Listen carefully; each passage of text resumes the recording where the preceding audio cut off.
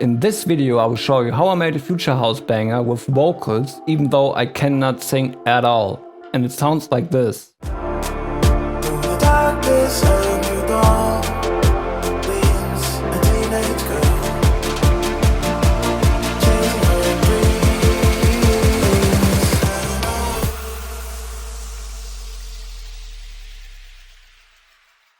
Hi my BeatMinds, welcome to the BeatMinds special edition number 1. I am Malte and today I'm gonna explain to you how I produced my new song Wonderland. It's a future-based pop song with my own vocals, which I mixed, auto-tuned and then ran into an AI model to change my voice to an actual pleasant sound. Because same as you, I hate hearing my own voice. I always liked future bass a lot, even though it's these days kinda out of date. Further, I always wished I could sing myself to record my own vocals for my own music, but unfortunately I was not blessed with a very pleasant vocal. Well, don't say anything wrong now. So I was eager to try out these AI models, and after writing some lyrics and some try and error, I figured out how to do it. But going into detail about how I actually made this AI vocal would be totally overkill this video. So if you're interested in that, please give me a comment so I know that you like to have a special video about it. So let's hop into DAW and get going, shall we?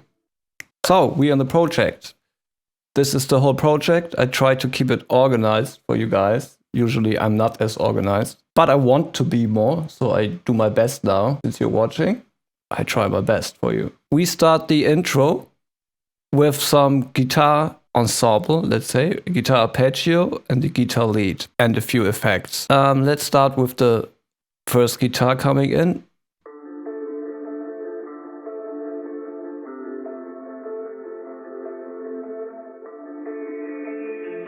It's filtering up towards the start of the verse. And I play it together with this guitar.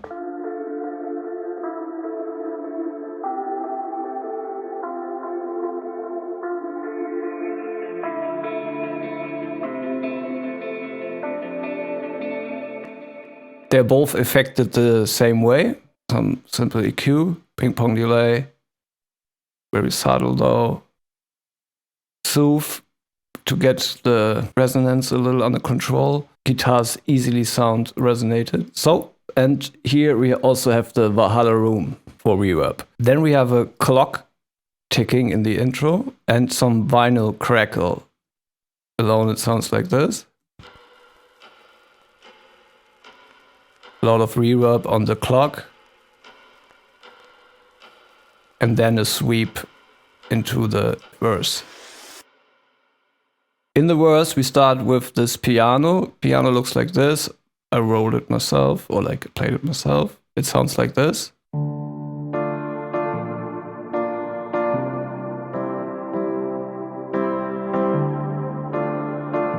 Together with the guitar.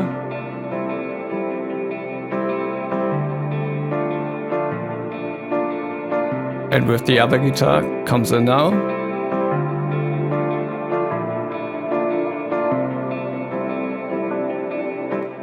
The vocals, they sound like this in this part. In her room, just a teenage girl,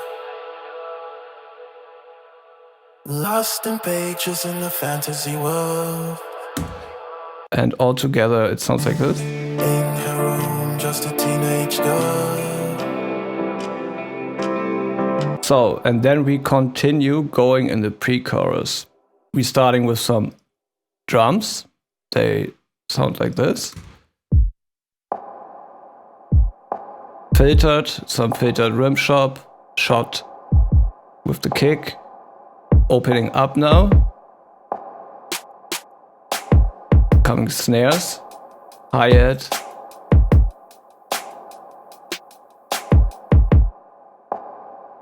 Together with the bass coming in.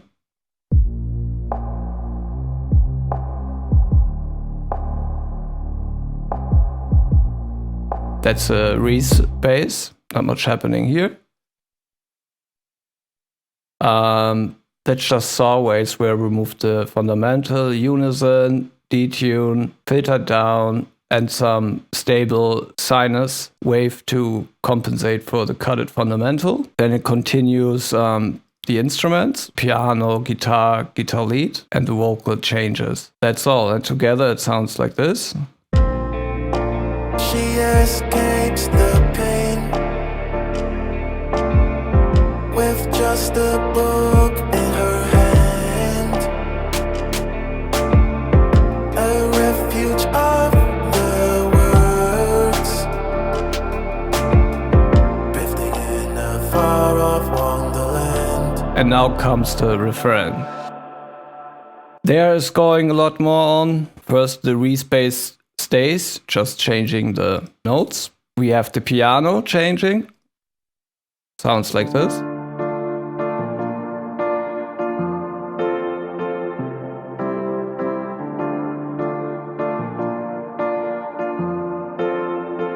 And then we have a pad low.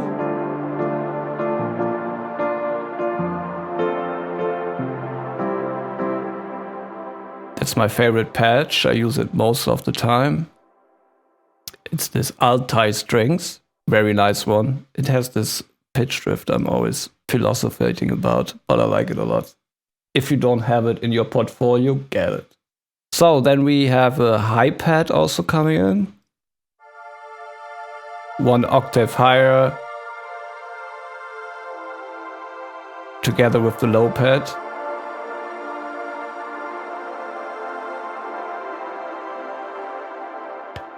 Still the same guitar, just playing the root notes, I think, in perfect fifth.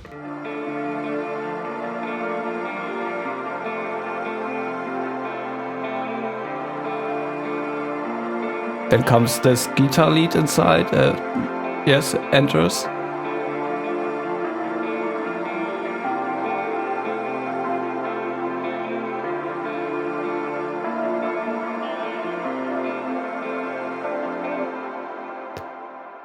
Yeah, then the vocals come in. In her dream she's flying high, oh high. Just some cloner. Let's say it clones the voice, setting it off in time and detuning. It makes it wider and makes it feel like there have been recorded multiple tracks. And some echo boy to make it wider with a very short delay and just give it in a little, makes it wider. Then we have harmony, which I just took the original vocal line and I edited it with auto-tune. Sounds like this, the first. Sounds horrible. Second one.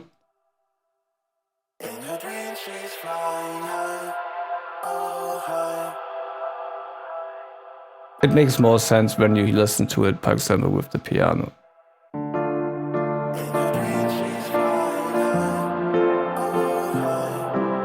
Yeah, otherwise it sounds very awkward.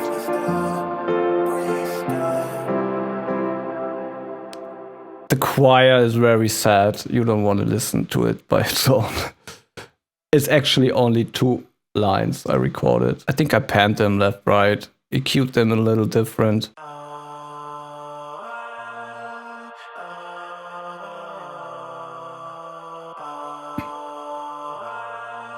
They're very quiet in the background anyways.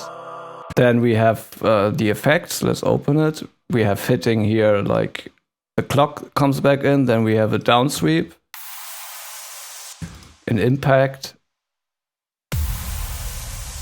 all sampled. Clock is ticking. All together, the refrain would sound like this. She's flying high, oh high. Wings of hope beneath the starry sky. The darkness, the drums coming in, and the chords for the drop.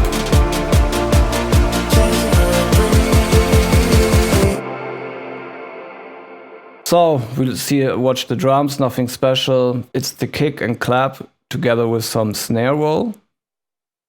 Here's the snare roll, just an EQ on it. You dip a little on the high and on the low. Sounds like this.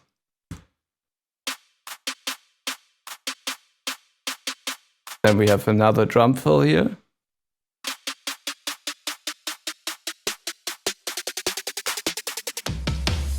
That's for the drums. What might be interesting for you now are the chords. We have the first layer, I call it LFO chords. Here we are.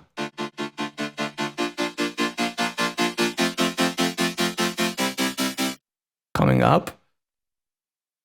Serum patch, it's from some future bass pack. What we have here, we have automation for the LFO. It's a volume automation as far as I can see. Nice sound.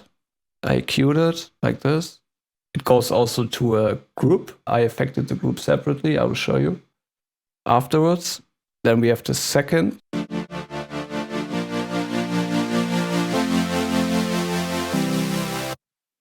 It goes from very LFO-y to no LFO. I automated it with, I will show you. We have here the groups, and by the chords, we have a lot going on. We have some decasipator for the chords, OTT, EQing, Simplon, and here it is, it's the FX modulator. It's something like, I forgot the name, but it's doing all the different kind of things with waves. You can change them, you can make sidechain with it, you can make modulations with it. It's a multi-FX tool. And some soothe to make the chords less harsh. Then we go into the drop. In the drop, we start with the full drum set. Sounds like this.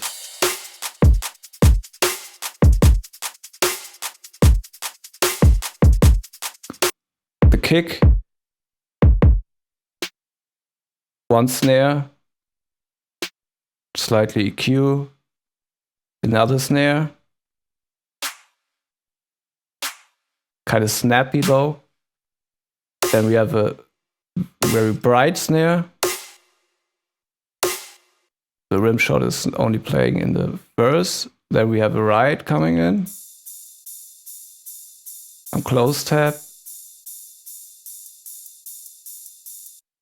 Shaker.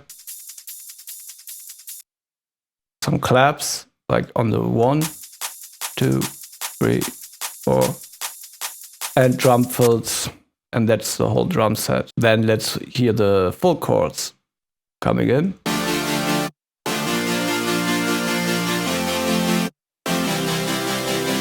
So we have this one.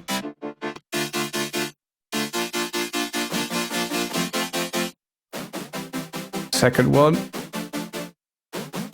That's Serum Patch. Basic shapes. Saw, detune, and LFO automation for the level of the oscillators. Then some EQ, some OTT. Then we have these chords with saw chords. I made it myself with Spire, one oscillator, detune, 8 voices. Nothing too fancy. And the distorted chords, I called them.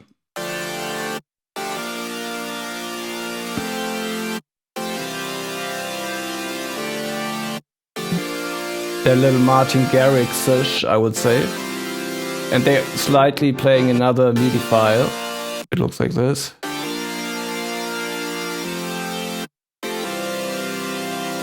And then we come to the basses. Let's start with the sub bass.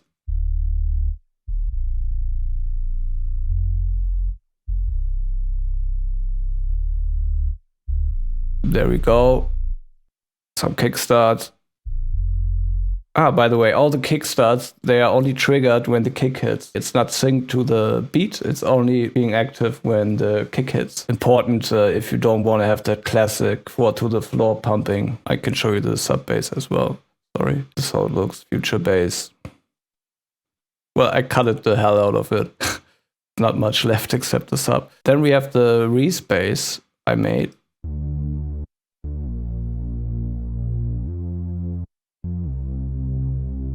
It's the same Reese bass like in the verse. Then we have a saw, bass saw I call it. It's a little more gritty.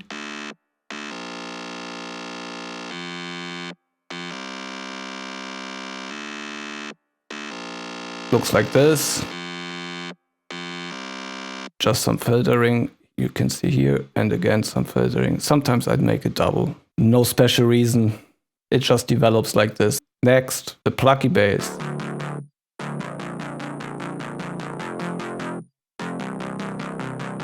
Looks like this. Queuing.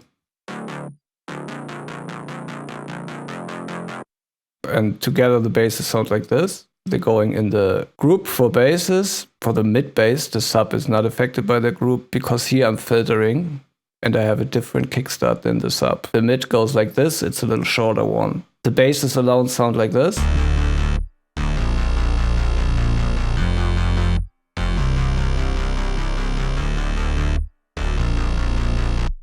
And together with the chords.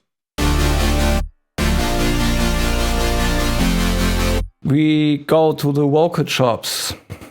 So I laid down the complete track on the sampler. You can see here.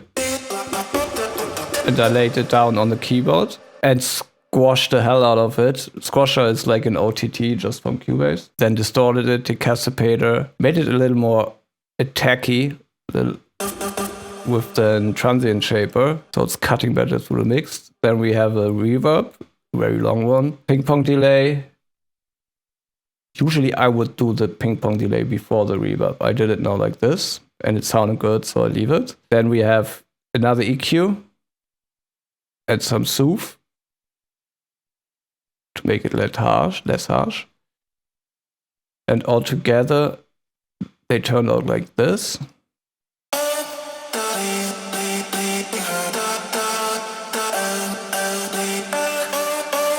I would say that's almost it, and I would say we play it now completely. Why should I show you now the drop when it's anyway the end result? It was kind of fun doing this project. What I enjoyed was making my own vocals. That's kind of amazing. I'm a bad singer, as you can probably tell. My voice is horrible. It's very cringe, but you have to go through it, recorded it. Then you help with autotune to make it sound a little decent, at least from the pitch side. And then you have this amazing new tools with AI. It's a little tricky, a little try and error, a lot of EQing, a lot of compression. But in the end, I kind of find it sounds not too bad. I mean, it's me, and it sounds not that bad. This is already breathtaking by itself. Let's listen to the full result.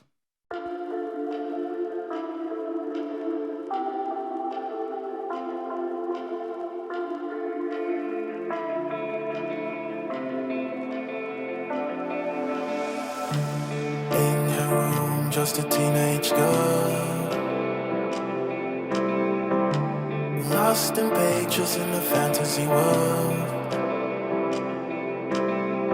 that left an hater, brother in cold. Stories written in tears, a tale untold. She escapes the pain with just a book in her hand, a refuge of the words, drifting in a far-off Wonderland. In her dream she's flying high, oh high, wings of hope beneath the starry sky. Through the darkness her new dawn gleams, a teenage girl chasing her dreams.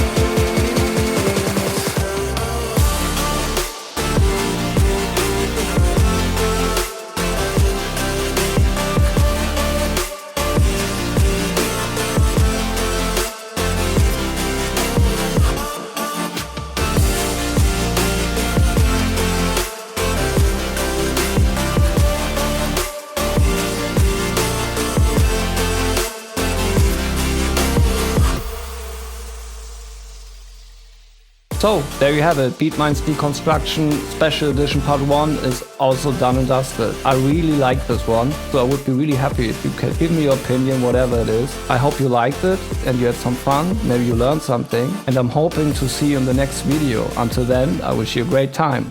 Bye!